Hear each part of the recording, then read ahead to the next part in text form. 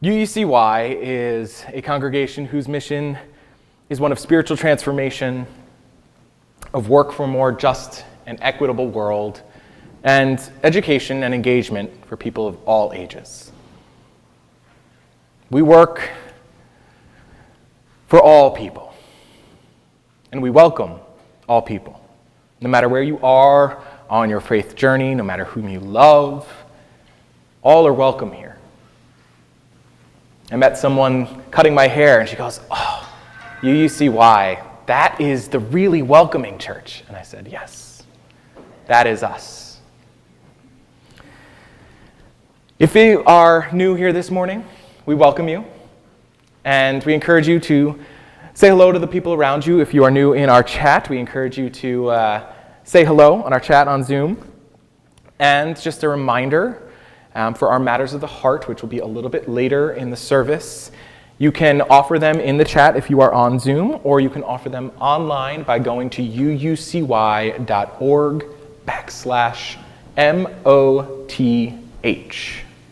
Uppercase, lowercase, doesn't matter. MOTH, Matters of the Heart.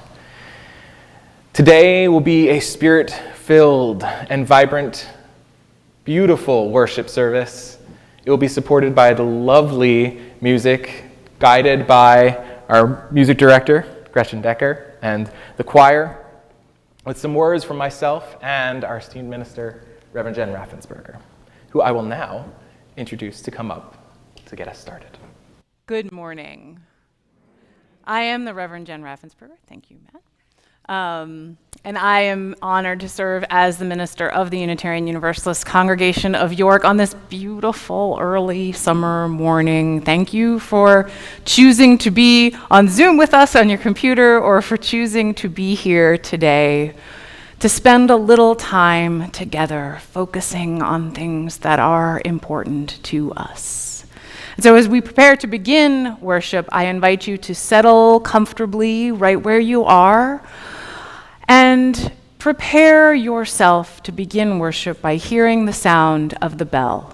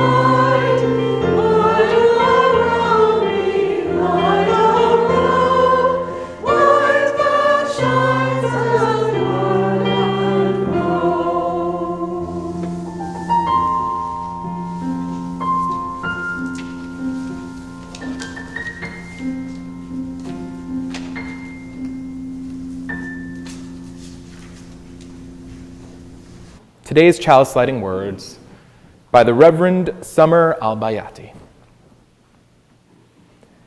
In betwixt and in between, we move in the liminal spaces that show shades of what can become, what can be.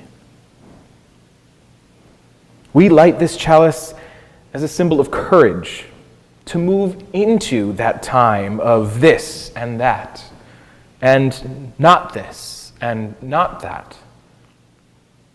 With patience and faith and love and hope that this time will pass, like the sun that moves in between, rising and setting, reminding us that beauty resounds in betwixt and in between.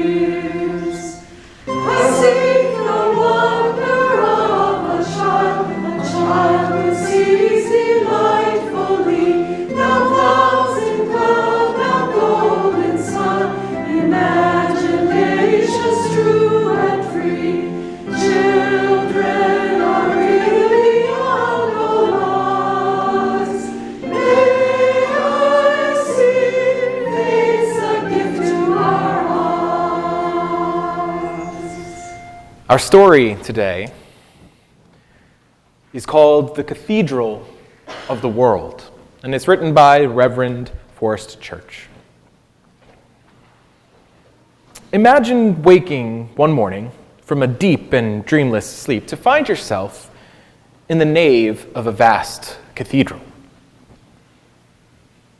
Like a child newborn, untutored save to moisture, nurture, rhythm, and the profound comforts at the heart of darkness, you open your eyes upon a world unseen, indeed unimaginable before. It's a world of light and dancing shadow, stone and glass, life and death.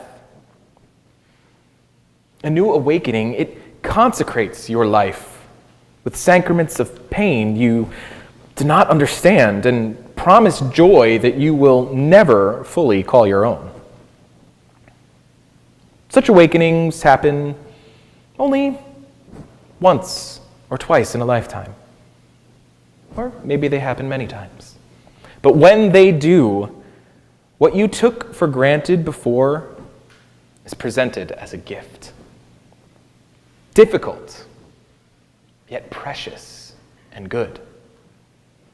Not that you know what to do with your gift, or even really what it means, only how much it matters. Awakening to the call stirring deep within you, the call of life itself, the call of God, you begin your pilgrimage. Now, before you do, look about you. Contemplate the mystery and contemplate with awe. This cathedral is as ancient as mankind. Its cornerstone, the first altar, marked with the tincture of blood and stained with tears. Search for a lifetime, which is all you are surely given. And you shall not know its limits, vast as it is. Visit all its transepts, worship at its myriad shrines, nor span its celestial ceiling with your gaze. The builders have worked from time immemorial, destroying and creating, confounding and perfecting, tearing down and raising up arches in this cathedral, buttresses and chapels, organs and theaters, chancels and transepts, gargoyles, idols, icons. Not a moment passes without work being begun that shall not be finished in the lifetime of the architects who planned it, the patrons who paid for it, the builders who constructed it, or the expectant worshipers. Throughout human history, one generation after another has labored lovingly, sometimes fearfully, crafting memorials and consecrating shrines. Untold numbers of these collect dust in long undisturbed chambers. Others, cast centuries or eons ago from their once respected places, lie shattered in shards on the ground.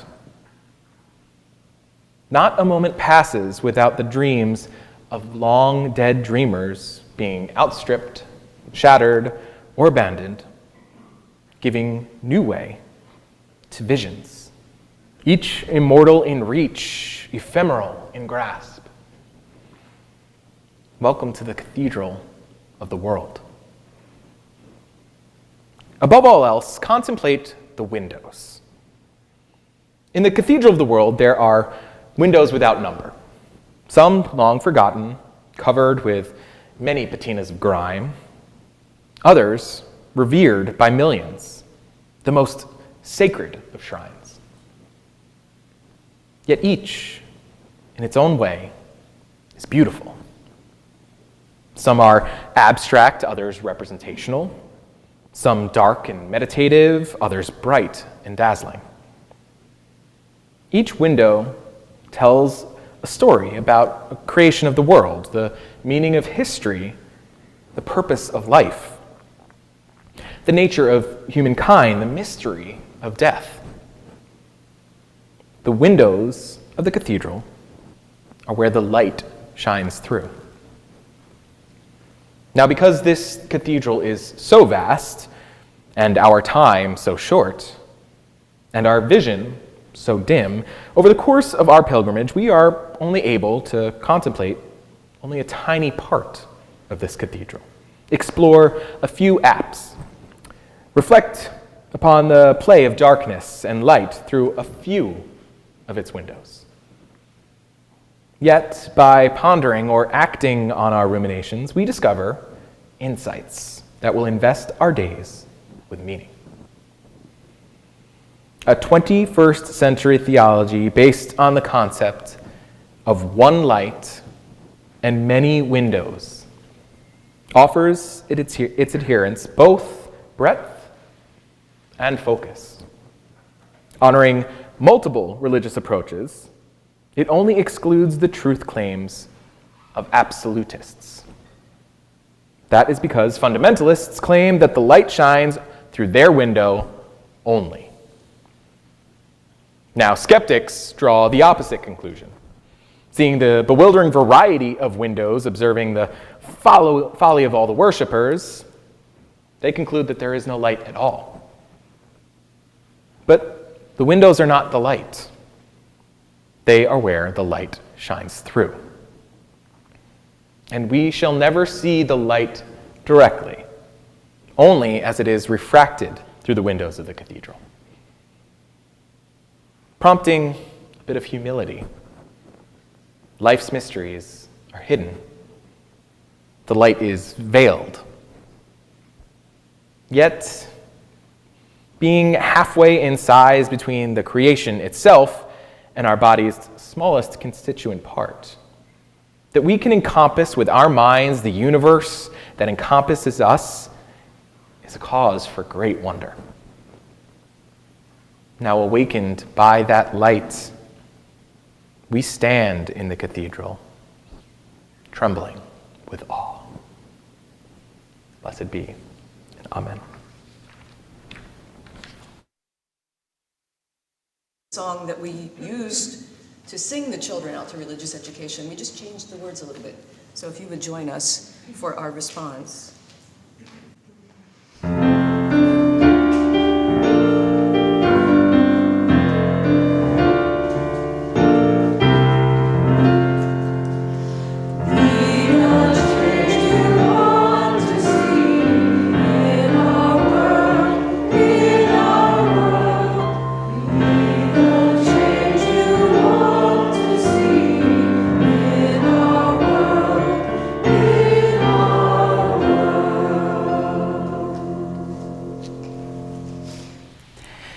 This morning, I want to take a few minutes to sing the praises of volunteers in general and the volunteers that support this congregation in particular.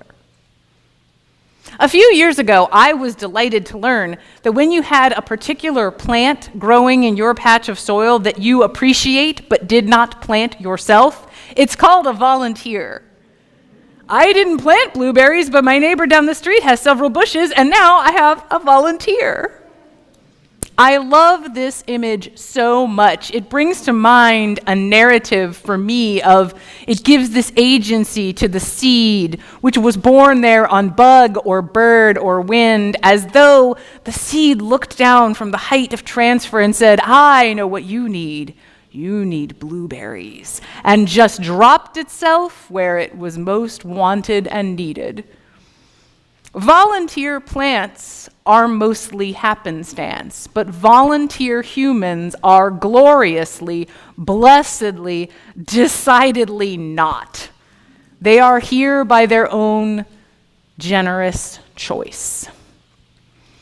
This congregation, much like every organization whose primary goal is not profit-taking but community-making, would not exist without the time, the energy, and the generous gifts of our volunteers. I arrived here last August, nervous and excited to begin my first professional ministry, and what I found sustaining and supporting this congregation was It's volunteers. They kept the office running while dedicated volunteers filled the office administrator position. The worship committee kept Sunday morning worship running while the search committee filled the minister's position. Volunteers mow our grass and check the alcohol lamp that keeps our chalice lit. Volunteers are the ones who partnered with staff to reopen our sanctuary after nearly 2 full years of closure. Volunteers are the ones who helped so profoundly in our switch over to online worship at the start of the pandemic so that we could keep building. Volunteers help support ministry staff to teach and guide our children. Volunteers clean our kitchen. Volunteers bring us beautiful music. And volunteers will represent us at Pride next weekend. In short, we would simply not be who we are, where we are, without volunteers. And it would be foolish of me to try and name every volunteer personally. I would be mortified if I left someone out. I already worry that I left out a group as I try to thank group by group. If I left you out, it is my fault and not anyone else's. This is all on me. It would be foolish of me to go back to the part of the paragraph where I just read. Our board is full of lay leaders who support and sustain this congregation. I've already mentioned the worship committee and the tech team. Our social justice committee takes our UU values into the larger world. Our religious education and adult faith development committees, special today especially, help us to grow our UU values within our community. Our hard-working stewardship committee takes on the task of helping to raise the funds we need to keep the lights on, to keep our staff compensated fairly, and to maintain all that we have built. Our buildings and grounds committee, of course, does that in a very material way, maintaining what we have built and responding when things go wrong, like the oak that came down in the other week's storm. The auction committee creates community and also raises funds. The personnel committee makes sure our policies are fair and aligned with UU values and best practices. The membership committee creates a welcoming space for people interested in joining us. Our newly reinstated nominating committee will help to locate and encourage new leaders, and the committee on ministry, where we closely examine the ministries of the congregation and how they can grow to better serve us all. Again, if I left anyone off that list. Oh, choir, I mentioned you earlier, but I realized that that was an error. And for our dedicated choir members, I know not all of whom are here today, but for all that you do and for coming back after we had such a time away. So I'll offer a blessing this morning for all our volunteers, named and unnamed. Please be forgiving to me if I left you out or you feel underrepresented. May you feel uplifted and surrounded in appreciation by your community. May you never feel lonely in your volunteer work. May your time and talent inspire others, and may you also take the time to rest and renew so that you may return. If you had the good fortune of being with us 2 weeks ago, we had what we called our coming of age service. And it's a rite of passage for usually 13, 14-year-olds. This year was 14 and 15-year-olds, but an opportunity for them to stand in front of you all and say what they believe. And we honor them through that passage. Today, we have another rite of passage to offer, and it is our bridging ceremony. The bridging ceremony is dedicated to those who are finishing up their high school years and are about to bridge life out into the world as a young adult. Today, we have one such youth who we want to honor and allow, just as we did those teens earlier, an opportunity to say a few words to you all as a congregation, the congregation that has helped raise him. Alden. Hello, everyone. I'm Alden Miller, and it's been a while.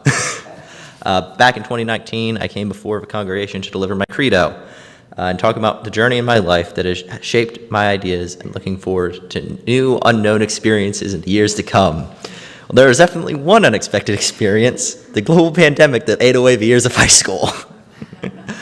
That has fundamentally changed the foundation in which I'm entering the world with. Today, I want to focus on a specific part of this foundation, Unitarian Universalism. I've been attending this congregation my entire life, and I want to share some of the key lessons I have learned in this faith that I grew up in. First, growing up in Unitarian Universalism has taught me a lesson in the greater acceptance of the world around me, specifically accepting the opinions of others no matter their stance. Some of us are convicted, be it to the point of finding disgusting disagreement, and this is not talking about us specifically, but in the wider world. And many of us are many more are open to discussion. I'll point out our congregation's great COA program, as Matt brought up before, which is a greeting ground for these great discussions. I will point at bringing to light new ideas and refinement of these ideas. We must not just be tolerant of people who disagree with us, but accept their differences in opinion like we must accept the rest of them in their identity in who they are. Another attribute about UUism is caring, and caring for the world around us and the people both in our community and out. In fact, caring too much is something I can say is a chronic condition of UUism. We love to care about events and to say yes and to stretch, even to the point of stretching ourselves too thin. We like making things bigger and bigger and reaching the most amount of people possible in a very idealistic way, which we need to. That's what we're here for. Sometimes even to the point of overinflating a cause and making it unsustainable. The lesson I've learned here is restraint. We love to follow our hearts and charge ahead. However, this has shown me the importance of moving slowly and knowing one's own limitation, because no matter how much you care, everyone must rest and take care of themselves and know when to say no to something. Finally, the most important lesson, I think anyway, that I have learned and honed here is critical thinking and introspection. We are a faith of people who question. When others say, this is the true path, this is the right window, we ask, why? We are inquisitive and observant. Heck, I used these to come up with and articulate how I wanted to explain the other two lessons that I want to share with you all today. Critical thinking is at our core and is how we improve our communities and our worship spaces. Not through a hierarchy, but through discussion and democracy. We look into ourselves to pull on our own experiences to build each other up. And this is the final lesson I have learned that I will share while I'm up here today. We must share our stories because there is wisdom in every one of them. We just might need someone else to know where to look. Thank you, and thank you for being a part of my story.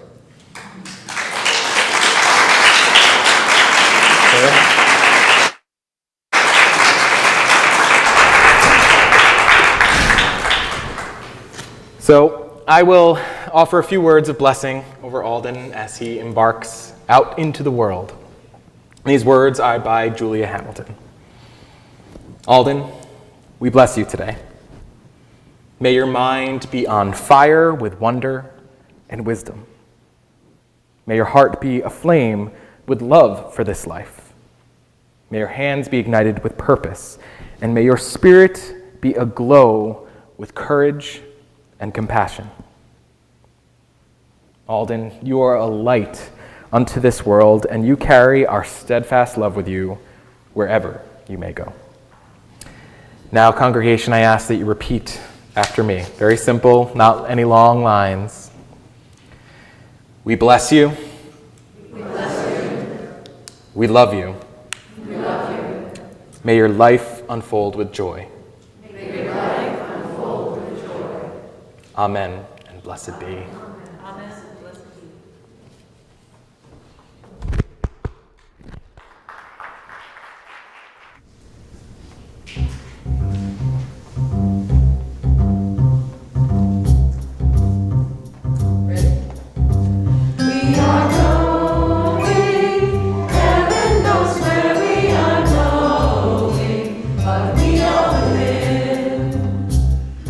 And we will get there.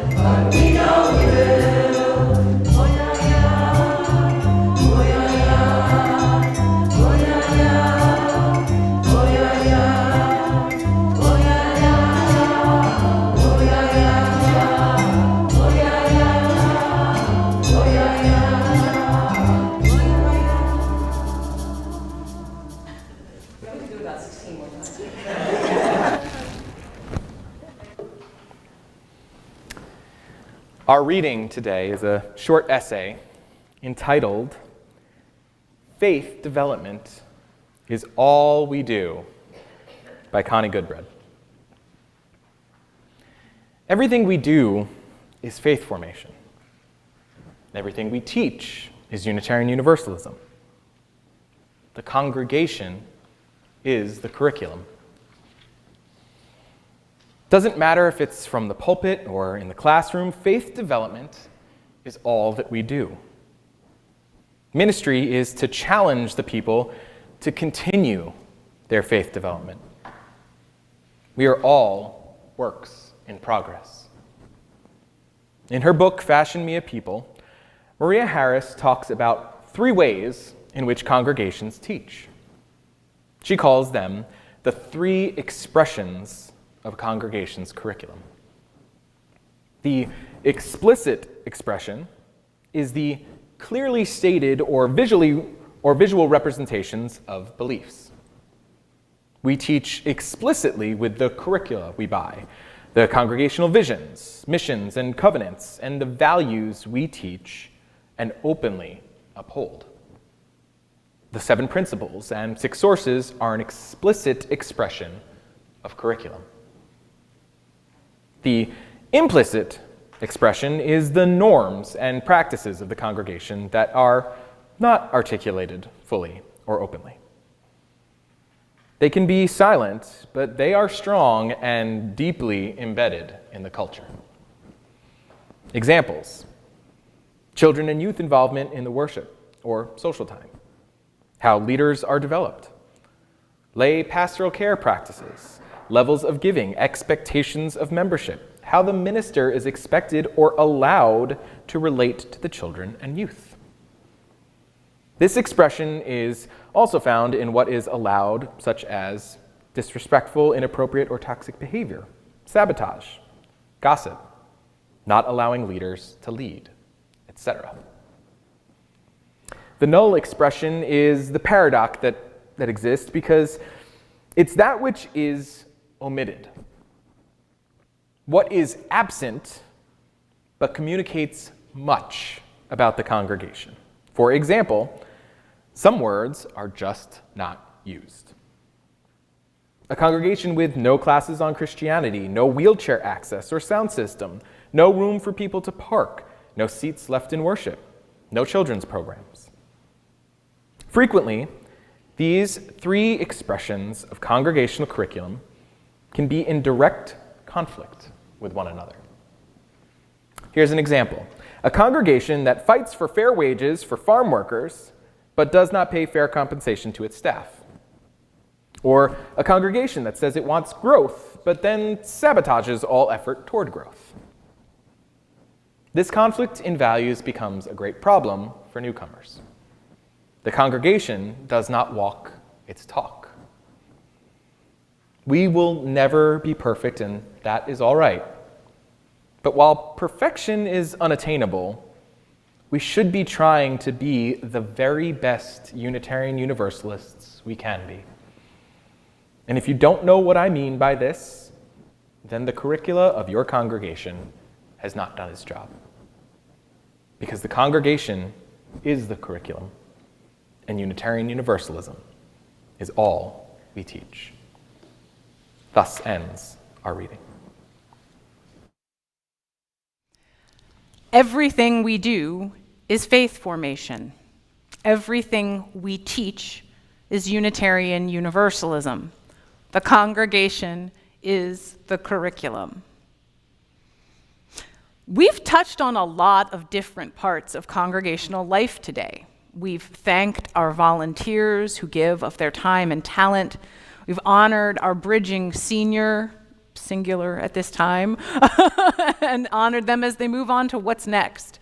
We've heard beautiful music, and we've heard joys and sorrows lifted up both from people who were here or online, and we've given thanks for the technology that lets us do it. And all of these things, all of them are part of faith formation, according to Connie Goodbread's essay that Matt just shared with us. And I'm going to remind you of one other quote from that essay. We are all works in progress. Whatever you think of faith formation, even if today is the first day you've heard that phrase or ever really considered it, I don't think any of us can argue with that. I am definitely a work in progress. There are stages of faith development that have been studied and outlined from early childhood until adulthood. And as a part of my training and Matt's training, we've studied these models and have been invited to consider the messages that our congregational spaces send in addition to the content of classes we may offer, sermons I may give, right? Rather than bringing up the dry academic language that they are sometimes framed in, I'm going to use a simpler shorthand that was developed by the FOS Collaborative at Meadville Lombard Theological School. These are the folks who brought you Beloved Conversations, which I know is a curricula that this congregation has engaged in. It gives you a little context. So this is the model we were taught. Faith is caught, taught, bought, sought, wrought. When you're little, any ideas about faith or God or anything the least bit spiritual is something you catch from the world around you, like you catch a cold, right? You just pick stuff up. We know kids are sponges, right? We know that they pick things up that they hear. You pick it up from what's going on around you. Whether you're raised in a church-going household or you're raised in front of Saturday morning cartoons, right? And when you're a little older, you are taught specific things about life's spiritual dimensions, even if that means telling ghost stories with your friends at sleepovers, right? That says something about the world that may be beyond our comprehension. Maybe this is going to church on Sunday with your family. Maybe you are being sent to Hebrew school. Maybe you work on a world religions badge in a scouting sort of environment. Maybe you read a book where there's a character who is a member of a different religion and that makes you curious and you look up more about that religion. Even in a fully secular household, children raised in America get plenty of subtext and outright text about what kind of things faith can mean. Right? And the next phase, bought faith. Though fortunately, that does not mean that a charlatan has taken your money. It's buy-in. Though no one moves through these developmental stages at exactly the same pace, the aspect of faith formation that we call bought tends to happen in adolescence. You're integrating all that you've already caught and taught about faith, right? All the things that have already been presented to you, and you are now deciding on your own, do you buy it? Can you see for yourself what good it's doing for you? Or do you say thanks but no thanks and leave the faith of your childhood behind? Hint, a lot of people make this latter choice. Even if they later return, a lot of people make this choice. And then sought faith. And in a way, one way we can think about this phase is asking the big questions or confronting the things that maybe you've been able to avoid to a certain point. What happens to us when we die? Where were we before we were born? Why do bad things happen to good people? Our sense of fairness starts and justice starts to grow, and we, as we grow older, are also confronted by more unfairness, injustice in the world, and it makes us question. And many of us become seekers. Is there a faith that will work for us? Should we slip back into that which was comfortable and known when we were younger? Should we just outright reject the concept? There is no one certain answer to any of these questions, and this is where a lot of people get stuck. And this is why the folks at the FOS Collaborative gave us this next stage's name, although honestly, no prescribed space and time for these last few stages particularly. And wrought faith, wrought, W-R-O-U-G-H-T, wrought like iron, wrought faith is something that's actually occurring all along. And that is the part of what we should consider when we think about both the text and subtext within our congregations. Wrought faith means acknowledging the gift that working on, questioning, thinking about, and engaging with faith have brought you across your whole lifetime. Even if you haven't found a single answer, if you have found a single answer and you are here, I really would love to have a conversation with you about it. You come to an understanding about that all the foundational ideas you've received all along may still be of use to you, even as you have grown and changed beyond where they are your only perspective.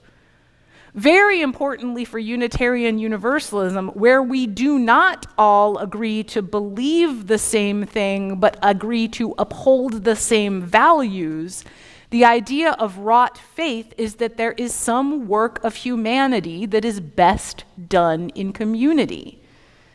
Individual spiritual journeys are valuable, enlightening, life-giving, and sometimes life-saving. And having companions along the way is invaluable. Having new ideas, new experiences that you would not gain by yourself. It gives us a chance, all of us, each and every one of us, to be both learner and teacher. As a Unitarian Universalist minister, I need to know that people of many ages, experiences, and levels of engagement with faith of any kind may find their way into any congregation I serve, including people who were raised in Unitarian Universalism. And it's not my job to analyze each person to see where they are on this development chart and nudge them into the next phase. There is not an end. That's what wrought faith is, an embrace of the journey itself. Perhaps I should, as I often do, turn to the words of a poet, in this instance, Rainer Maria Rilke, from his Letters to a Young Poet. Be patient toward all that is unsolved in your heart, and try to love the questions themselves, like locked rooms and like books that are now written in a very foreign tongue. Do not now seek the answers which cannot be given you because you would not be able to live them. And the point is to live everything. Live the questions now. Perhaps you will then gradually, without noticing it, live along some distant day into the answer. Our community is here to live the questions now, to love the questions together, to consider the text and the subtext of Unitarian Universalism that we are writing with our lives, that we are creating with our community. If our congregation is the curriculum, what is the lesson? If all we do is faith formation, what is our work? What have we wrought? Let each of us works in progress make the choice to live everything together.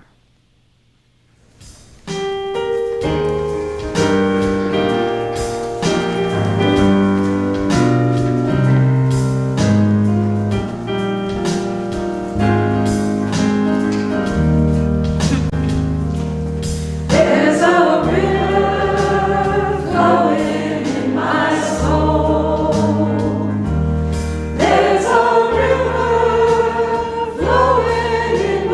soul.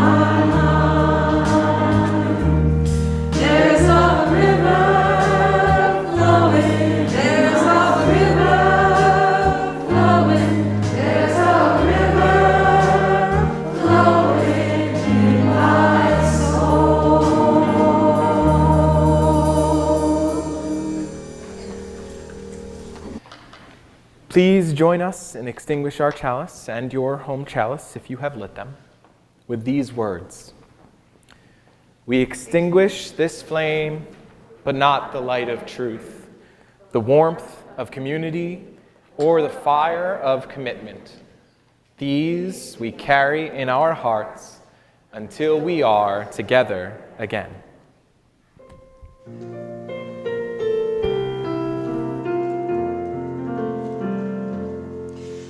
We sing with the chalice here, so that it might grow gently in our hearts. May it light your path as you leave this place. May it guide your way until we are together again.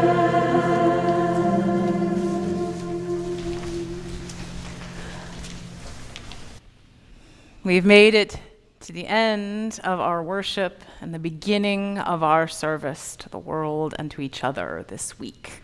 We only ran over by a few minutes. Not bad. We had a lot of moving parts this week. This was a great, joyous morning to be with you all. And I hope that the light of our community's flame burns within you each and every day as we move through this terribly difficult and amazingly joyous world. So may it be.